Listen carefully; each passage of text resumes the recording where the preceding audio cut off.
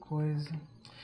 Ô, Valéria, a ideia que a gente tem é que à medida que as pessoas vão envelhecendo, elas vão se sentindo excluídas da sociedade. Você tem esse sentimento nesse atendimento No no conselho? conselho?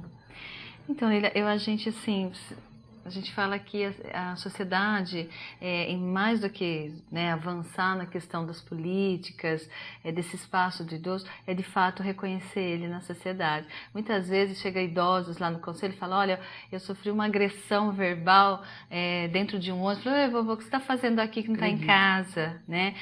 Jovens, adultos que estão dentro nos lugares preferenciais do transporte coletivo, e o que acontece? A pessoa põe um foninho, fecha os olhos, faz de conta que está dormindo, quando vê que está subindo um idoso. Quando põe né? o fone, viu? Quando Porque põe, fecha os olhos, né? Então, assim, são situações que assim, contradiz a tudo isso que nós estamos falando aqui, né? Então, assim, essa questão que as famílias precisam, e aí vem esse diferencial, a trabalhar, a criança, o jovem, a família precisa respeitar esse espaço, porque à medida em que a família respeita, todos nós temos as nossas famílias, nós vamos sair de nossas casas respeitando, vivenciando aquilo que a gente vive em nossos próprios lares. Então, a tendência é que haja um respeito mútuo. Então, nesse primeiro momento que a gente fala, o idoso, ele, por que não vem no banco? Né? Quantas vezes a gente ouve próximo da gente alguém falando: por que não vem no banco fora do horário de pico que a gente está trabalhando que vem no banco? Como se ele estivesse incomodando. Né? Ou se o outro tivesse mais direito. Exato. Porque você tem uma vida corrida, porque você tem a sua vida agitada, porque você saiu apressado, é sua responsabilidade, não do outro que está exercendo o direito de cidadania dele. Então, eu acho que o primeiro momento é falar sim, mas é trabalhar essa questão do comprometimento da própria sociedade, né? Direito, As escolas, a gente fez um trabalho agora com a Secretaria de Educação, no sentido de que eles imprimiram um certo número de estatutos dos idosos para que os professores, a coordenação pedagógica trabalhem com as crianças, né? Conheçam esse espaço, porque se a gente começar a fomentar, não só na alimentação, não só na questão física, esse cuidado com a criança, e ela já ter essa responsabilidade de respeito para com o outro, ela vai levar isso para a vida toda. Né? O que a gente aprende na nossa infância é que a gente tende a levar para nossas vidas adultas. Então, esse espaço de respeito. E o respeito é algo que pode estar no papel. Né? Eu posso ir lá, posso cobrar, o outro pode ser multado, responder, mas o que ele fez, o que ele agrediu, isso fica na vida do outro. Né? E aí o outro começa a se isolar socialmente. Né? Então, isso que você pergunta, essa exclusão, é a própria sociedade que dá, né? Porque ele se sente não direito. E aí a gente tem a questão da mobilidade, da acessibilidade. Um idoso, assim como todos nós, quando a gente se machuca, tende a andar com mais devagar, né? Exigir um certo cuidado, alguém tem que estar do nosso lado. O idoso, quando sai, muitas vezes tem muitos idosos que têm alguma limitação física. Isso nada impede ele, se nós exercemos, né? E aí vem a questão dos países do primeiro mundo, tudo, o respeito e o apoio ao outro. Estou vendo que está precisando de uma ajuda para atravessar, eu vou oferecer, ele vai sentir apropriado, ele vai sentir com direito de estar nesse local, o que hoje não acontece. Né? A gente fala muito, a gente fala, acabou o preconceito em todos os sentidos, quando na verdade a gente sabe que não. Né? Hoje eles estão mascarados de diversas maneiras. Então eu acho que a gente precisa no momento de trabalhar isso. Quanto mais a gente falar, né, levar para dentro dos lares essa questão do respeito. E aí a gente aproveita e fala, mas também não vamos falar só do idoso, vamos falar do respeito em todo sentido, que a sociedade precisa disso.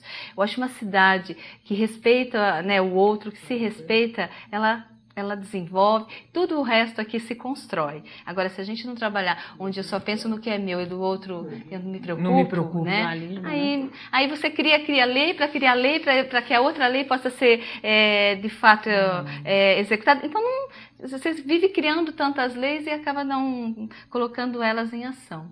Então, acho que a gente tem, sim, leis. Eu acho que não precisa criar mais leis.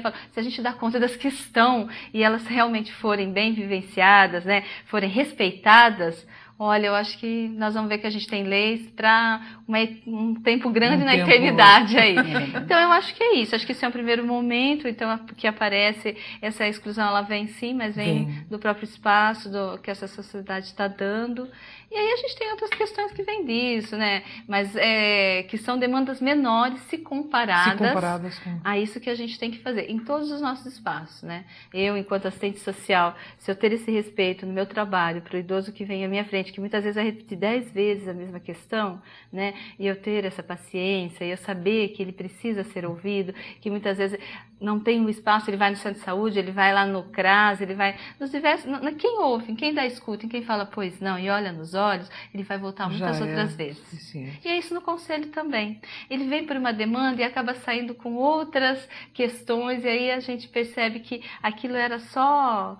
talvez um escape, uma desculpa para poder ser ouvido, ser aceito. Uma solidão, né? Exato. Encontrar um eco para... Eu acho que o mais difícil de tudo hoje é se sentir só, né? Se sentir excluído, se sentir assim, ridicularizado no meio do todo. Ser cidadão é ter direitos, mas é ter compromissos com a sociedade. E esses compromissos, eles vão com a gente a vida toda, né? Então a gente não envelhece isso não é mais minha responsabilidade. Não, é minha também, né? Cobrar, fazer parte, estar compondo junto. Então a gente está indo. Tem várias demandas, uma delas fundamental aqui que a gente tem discutido em Campinas. Alguns chamam de creche do idoso, outros chamam de casa-dia. São uma das questões que vai ser apontada. Porque muitos idosos sozinhos, né? As famílias precisam sair. Diminuiu-se o número de filhos, então a família precisa sair trabalhar, o idoso muitas vezes precisa ficar, não dá conta, tem algum tipo de limitação, precisa tomar um medicamento, mas sozinho não lembra, então com quem deixar? E aí vem a questão, vem as denúncias, a família está violentando o idoso, mas não está, nem sempre porque ela quer. Né? Toda a conjuntura social favorece isso. Então, assim, são espaços que tem que ser pensado. Onde vai ficar, né? Com quem vai ficar, que cuidados vão ser dados. Aí a gente evita o maior número de institucionalização dos idosos. Eles podem retornar para o final do dia para os seus lares, para o aconchego da sua família, que sai para trabalhar, para ter a luta do pão todo dia dentro de casa.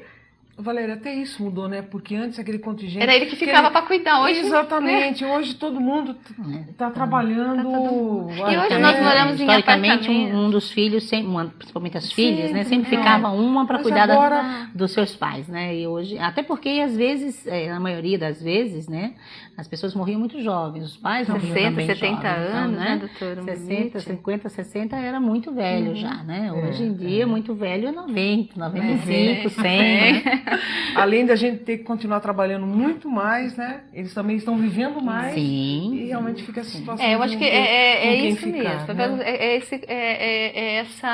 Esse equilíbrio isso. entre o que é a responsabilidade do Estado, o que é a responsabilidade da família. Não dá para jogar tudo na família, porque com tudo que tem esses avanços, ela não dá conta e ela precisa viver. Conta. Não dá para dizer que tudo é do Estado, porque você tira a responsabilidade que também é da família. Então, eu acho que é um casamento que tem que dar certo. Mas como todo casamento tem seus altos e baixos, a gente também está nesse momento de altos. Vamos ver o que é importante, né? Para a gente poder continuar casado, eu acho. Acho que numa comparação bem assim, mas acho que é isso mesmo. Nem tanto lá, nem tanto cá. A gente precisa saber que ambos têm responsabilidades juntos. Tá certo. Antes de partir para uma pergunta final para nossos 3 participantes aqui, professor Daniel, eu queria até como serviço, assim, pessoas que não tiveram essa prática do esporte, essa cultura da prática do esporte, de que forma essa situação pode ser suprida? O que ela pode fazer que de alguma forma tonifica, se é que tonifica, quer dizer, quais as saídas, assim? Tá. Bom, a doutora Jane disse dos postos de saúde que tem a prática do Lian Kun ou algumas outras práticas. Tai Chi, né? Tai Chi já é excelente. Da terceira idade. Sim, né? sim. Temos várias práticas na saúde integrativa. Sim. O que a gente vê também é que alguns centros comunitários têm professores de educação física que atendem a comunidade da região. Algumas academias direcionadas a idosos, outras academias com espaços, com horários específicos a idosos que muitas vezes não se sentem confortáveis junto com a garotada. Então, a gente tem algumas possibilidades de atendimento a esses idosos. Uma outra situação é seria os idosos iniciarem a prática das atividades físicas mesmo, ou da caminhada, da simples caminhada, que pode ser no bairro, no quarteirão, dando voltas, inclusive, no quarteirão. É uma maneira de estar se exercitando e se mantendo ativo. Tá? As atividades de casa, as atividades domésticas, também são formas interessantes de manter o gasto calórico, se manter ativo, e isso é muito importante. Tá? Então, são coisas simples. O problema mesmo que eu vejo, talvez a própria falta de conhecimento, no sentido de que inúmeras atividades relativamente simples podem ser feitas. Tá? O próprio ato de se levantar e sentar numa cadeira é um exercício de fortalecimento para os membros inferiores. Então, realmente coisas simples. É aí que a gente vê a importância ou a atuação do profissional de educação física, que pode estar orientando, mesmo que não esteja no dia a dia, mas que dê uma assessoria, que oriente de tempos em tempos, para que essas pessoas possam desempenhar essas atividades. Isso é relativamente simples. Eu queria só fazer duas observações que eu acho também interessante. Por exemplo, que a Valéria comentou.